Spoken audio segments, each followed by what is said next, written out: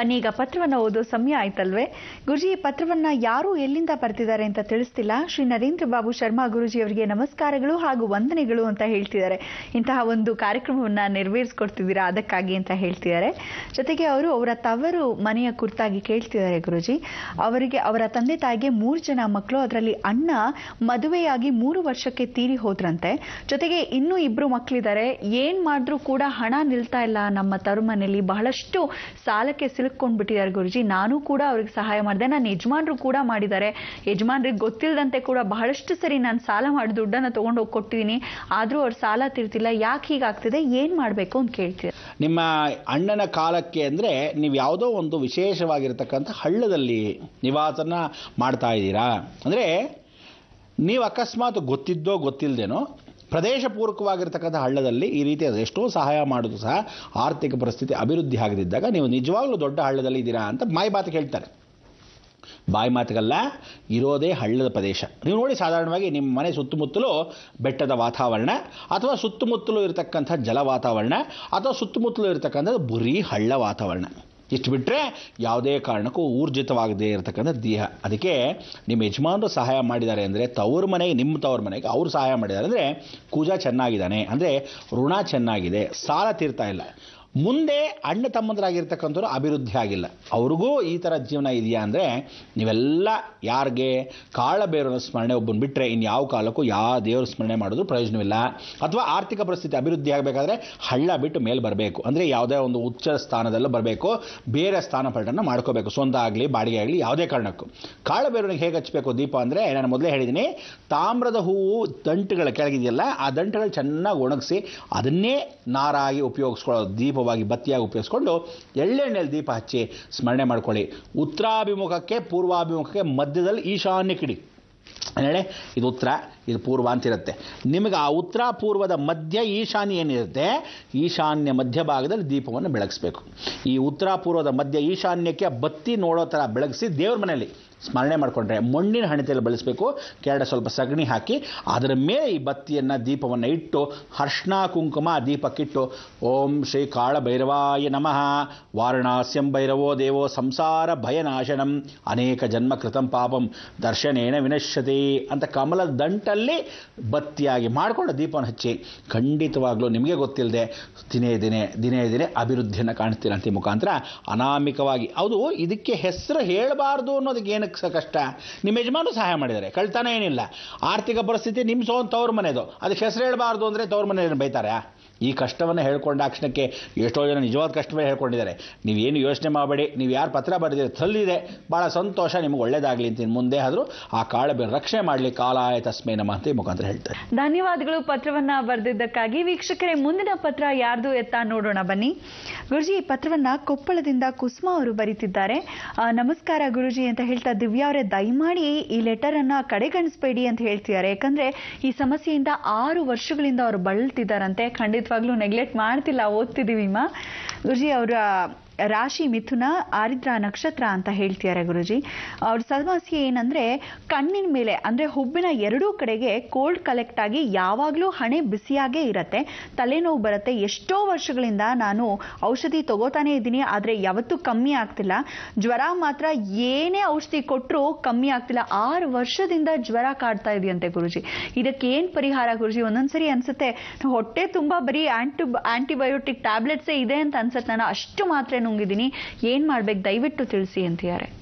ಕುಸುಮ ಅವರೇ, ಬಹಳ ಸಂತೋಷ. ತಮ್ಮ ಈ ಪತ್ರವನ್ನು ನೋಡಿ ಖಂಡಿತವಾಗ್ಲೂ ಕಡೆಗಣಿಸಿಲ್ಲ ಅಂತ ಹೇಳ್ತಕ್ಕಂಥ ವಿಚಾರ. ಆದರೆ ನೀವು ಪತ್ರವನ್ನು ಬರೀತಕ್ಕಂಥವ್ರು ಕಾರ್ಡಲ್ಲಿ ಬರೆದಿರೋ ಸಾಕು ಅಂತ ಎಷ್ಟೋ ಸಲ ಹೇಳಿದ್ದೀವಿ. ಆದರೂ ಕೊನೆಗೂ ನೋಡಿ ಲೆಟರ್ ಸಿಕ್ತೋ ಅದನ್ನು ಓದ್ತೀವಿ, ಪನಿಷ್ಮೆಂಟ್ ಇಲ್ಲದೆ ಇದ್ದ ಹಾಗೆ ಅಂತ. ನೀವು ಬರೆದಿರ್ತಕ್ಕಂಥ ಪತ್ರದಲ್ಲಿ ತಲೆ ಬಗ್ಗೆ ಮಾತಾಡ್ತಾ ಇದ್ದೀರಾ. ಸೈನಸ್ಸಾ ಅಥವಾ ಏನಾದರೂ ಕೋಲ್ಡ್ ಆಗೋಗಿದೆಯಾ ಎಫೆಕ್ಟ್, ನೀವೇ ಏನೋ ಊಹಿಸ್ಕೊಂಡ್ಬಿಡ್ತೀರ. ಒಟ್ಟಲ್ಲಿ ನಿಮಗೆ ತಲೆಯ ಭಾಗ ಮತ್ತು ಕಣ್ಣಿನ ಭಾಗ ಎರಡೂ ಸರಿ ಹೋಗಬೇಕು. ಎರಡೇ ಕಾರಣ. ಒಂದು ವಿಶೇಷವಾಗಿರ್ತಕ್ಕಂಥ ಮಹಾಕ್ಷೇತ್ರ ಇದೆ, ಬರೆದಿಟ್ಕೊಳ್ಳಿ. ಆ ವಿಶೇಷವಾದ ಕ್ಷೇತ್ರ ಒಂದು ತಿರುವಾರೂರು, ಇನ್ನೊಂದು ಕಾಂಚೀಪುರ. ತಿರುವಾರೂರು ಬಂದು ಬಲಗಣ್ಣು, ಎಡಗಣ್ಣು ಬಂದು ಕಾಂಚೀಪುರ. ತಲೆಯ ಬಲಭಾಗ ಬಂದು ಸಾಕ್ಷಾತ್ ವಿಷ್ಣುದುರ್ಗ, ಎಡಭಾಗ ಬಂದು ಶಿವದುರ್ಗ. ಎರಡಕ್ಕೂ ಅಂಶವಾಗಿರ್ತಕ್ಕಂಥ ಒಂದೇ ಕ್ಷೇತ್ರದಲ್ಲಿ ಅಲ್ಲೂ 2 ದುರ್ಗ ಇದ್ದಾಳೆ, ಇಲ್ಲೂ 2 ದುರ್ಗ ಇದ್ದಾರೆ. ತಿರುವಾರೂರು ಒಂದು ಕುಂಭಕೋಣದಿಂದ 27 ಕಿಲೋಮೀಟ್ರು, ಕಾಂಚೀಪುರ ಅಂದರೆ ಮೆಡ್ರಾಸಿಂದ 27 ಕಿಲೋಮೀಟ್ರು. ಇದೇ ರೀತಿ ಎರಡೂ ಕಡೆ ಹೋಗ್ತಕ್ಕಂಥ ಬಲಗಣ್ಣಿಗೆ ತಿರುವಾರೂರು ದಕ್ಷಿಣೇಶ್ವರ, ಎಡಭಾಗದಲ್ಲಿ ಕಾಂಚೀಪುರದಲ್ಲಿ ಸಾಕ್ಷಾತ್ ಕಾಮಾಕ್ಷಿ ಮೀನಾಕ್ಷಿಗೆ ಎಡಗಣ್ಣು ಯಾವ್ದು ಚಂದ್ರಲೇಖ, ಅದಕ್ಕೆ ಕಾಮಾಕ್ಷಿ ಕಾಮದಾಯಿನಿ. ಅಪೇಕ್ಷೆಗಳನ್ನು ವಿಶೇಷ ಮಾಡ್ತಕೊಂಡಳು. ಇಲ್ಲಿ ಕುಂಕುಮಾರ್ಚನೆ, ಇಲ್ಲಿ ವಿಭೂತಿ ಅರ್ಚನೆ, ಇಲ್ಲಿ ಬಿಲ್ವಾರ್ಚನೆ, ಅಲ್ಲಿ ತುಳಸಿ ಅರ್ಚನೆ, ಈ ರೀತಿ ಸ್ಮರಣೆ ಮಾಡಿಕೊಂಡು ಇಲ್ಲಿ ವಿಷ್ಣುದುರ್ಗ ಶಿವದುರ್ಗ ಇಬ್ಬರೂ ಇದ್ದಾರೆ, ಇವ್ರಿಗೆ ಅರ್ಶಿನ ಕುಂಕುಮ ಕೊಡಿ. ಅಲ್ಲೂ ವಿಷ್ಣುದುರ್ಗ ಶಿವದುರ್ಗ ಇದ್ದಾರೆ, ಅವ್ರಿಗೂ ಅರ್ಶಿನ ಕುಂಕುಮ ಕೊಡಿ. ಇಲ್ಲಿ ಪ್ರತ್ಯೇಕವಾಗಿ ದೇವಸ್ಥಾನ ಇದೆ ವಿಷ್ಣುದುರ್ಗ ಶಿವದುರ್ಗಗೆ, ಅಲ್ಲಿ ಕಂಬದಲ್ಲಿ ವಿಶೇಷವಾಗಿದ್ದಾರೆ ವಿಷ್ಣುದುರ್ಗ ಶಿವದುರ್ಗ. ಈ ಎರಡೂ ನಮಸ್ಕಾರವನ್ನು ಒಂದೇ ದಿವಸದಲ್ಲಿ ಮಾಡಬೇಕು. ಆಗತ್ತಾ? ಖಂಡಿತ ಆಗತ್ತೆ. ಮಾಡ್ಕೊಳ್ತಕ್ಕಂಥದ್ದಕ್ಕೆ ಗಾಡಿ ಮಾಡ್ಕೊಂಡು ಹೋಗಬೇಕು. ನೀವು ಡೈರೆಕ್ಟಾಗಿ ಕುಂಭಕೋಣಮಿಂದ ಯಾವುದೇ ಕಾರಣಕ್ಕೂ ತಲೆ ತಪ್ಪಿಸದೆ ಶುಕ್ರವಾರ ದಿವಸ ಪರಿಪೂರ್ಣವಾಗಿ ನಮಸ್ಕಾರ ಮಾಡ್ಕೊಳ್ಳೋ ಅವಕಾಶ ಅಂದರೆ ಹಿಂದಿನ ದಿವಸನೇ ಕುಂಭಕೋಣ ಹೊರಟೋಗಿ. ಬೆಳಗ್ಗೆ ಬೇಗ ಎದ್ದ ತಕ್ಷಣ ಆ ದೇವಸ್ಥಾನ ತಿರುವಾರೂರು ದೇವಸ್ಥಾನ 6:30 ತೆಗಿತಾರೆ. ದೇವರ ದರ್ಶನ ಆಯಿತಾ ಅಲ್ಲಿಂದ ಇಮಿಡಿಯೇಟಾಗಿ ಪ್ರಯಾಣ ಮಾಡಿದ್ರೆ ಕರೆಕ್ಟಾಗಿ 7 ಅವರ್ಸ್ಗೆ ನೀವು ಕಾಂಚೀಪುರದಲ್ಲಿ ಇರ್ತೀರ. ಭಾಳ ಚೆನ್ನಾಗಿ ದರ್ಶನ ಮಾಡ್ತಕ್ಕಂಥ ಅವಕಾಶ. ಸಾಯಂಕಾಲದಷ್ಟೊಂದು 2 ಗಂಟೆಗೆ ಬಂದ್ಬಿಡ್ಬೇಕು. ಅಂದರೆ ಚಂದ್ರ ಬರೋ ಅಷ್ಟರಲ್ಲಿ 2 ಗಂಟೆಗೆ ಬರಬೇಕು.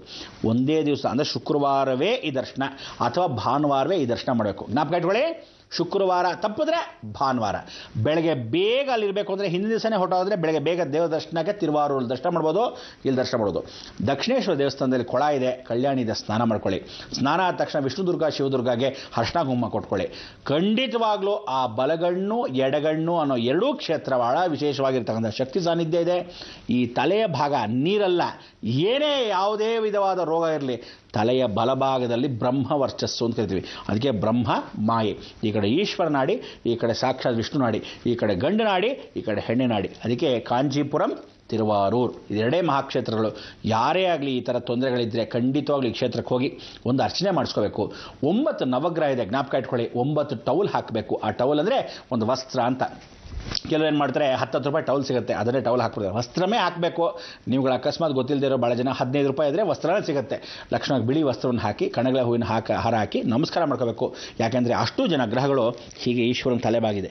ಲೈನ ಎಲ್ಲೂ ಇಡೀ ಜಗತ್ತಲ್ಲಿ ಸಾಲಾಗಿ ಪಕ್ಕದಲ್ಲಿ ನಿಂತ್ಕೊಂಡಿರೋ ಗ್ರಹಗಳು ನವಗ್ರಹಗಳು ಈ ಭೂಮಂಡಲದಲ್ಲಿ ಎಲ್ಲೂ ಇಲ್ಲ, ಏಕೈಕ ತಿರುವಾರೂರು ಕ್ಷೇತ್ರದಲ್ಲಿ. ಅದಕ್ಕೆ ಏನು ಹೇಳುತ್ತೆ, ಯಾವ ಕಣ್ಣಿಂದ ಯಾವ ಗ್ರಹದ ದೋಷ ಯಾವ ರೀತಿ ಈ ಥರ ತೊಂದರೆ ಕೊಟ್ಟಿದೆಯೋ, ಕಣ್ಣಿಗೆ ಅಂದರೆ ಬುಧ ತೊಂದರೆ ಕೊಟ್ಟಿರ್ಬೋದು, ಚಂದ್ರ ತೊಂದರೆ ಕೊಟ್ಟಿರ್ಬೋದು, ಅಥವಾ ಆ ಕಣ್ಣಿನ ಭಾಗ ಮೇಲ್ಬಡ ತಲೆ ಅಂದರೆ ಸೈನಸ್, ತಲೆ ನೋವು ಸಿಡಿತಾ ಇದೆ 6 ವರ್ಷದಿಂದ, ಅಂದರೆ 6 ವರ್ಷದ ಕಾಲವೂ ಹೀಗೆ ಅಂದರೆ ಸೂರ್ಯ ನಾಡಿ ಕೆಟ್ಟು ಹೋಗಿರ್ಬೋದು.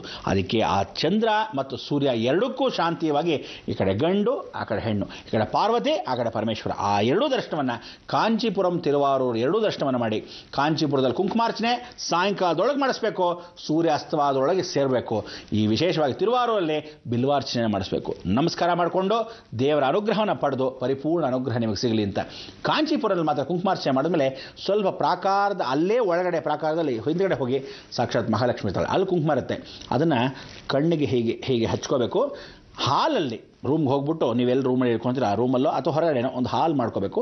ಹಾಲನ್ನು ಇಸ್ಕೊಂಡು ಹಾಲಿನಲ್ಲಿ ಕುಂಕುಮ ಹಾಕ್ಕೊಂಡು ಅಲ್ಲೇ ತಕ್ಷಣ ಮಾತ್ರ ಸೇವಿಸ್ಕೋಬೇಕು. ಇದನ್ನು ಮಾಡ್ಕೊಳ್ಳಿ. ಅದು ಯಾಕೆ ಸರಿ ಹೋಗಲ್ಲ, ಯಾವ ದೇವರು ನಿಮಗೆ ಸರಿ ಮಾಡಲ್ಲ ಅಂತಂದರೆ, ಯಾವ ರೀತಿ ಶಾಸ್ತ್ರಗಳು ಯಾರ ಕೈಯಲ್ಲೂ ಆಗದೇ ಇರೋದು ಕೂಡ ಸಾಕ್ಷಾತ್ ಭಗವಂತನ ಕೈಯಲ್ಲಿ ಸಾಧ್ಯ ಸಾಧ್ಯ ಸಾಧ್ಯ. ಇದು ಸತ್ಯ. ಅದೇ ಅನುಗ್ರಹ ನಿಮಗಾಗಲಿ ಅಂತ ಈ ಮುಖಾಂತರ ಹಾರೈಸ್ತೀವಿ.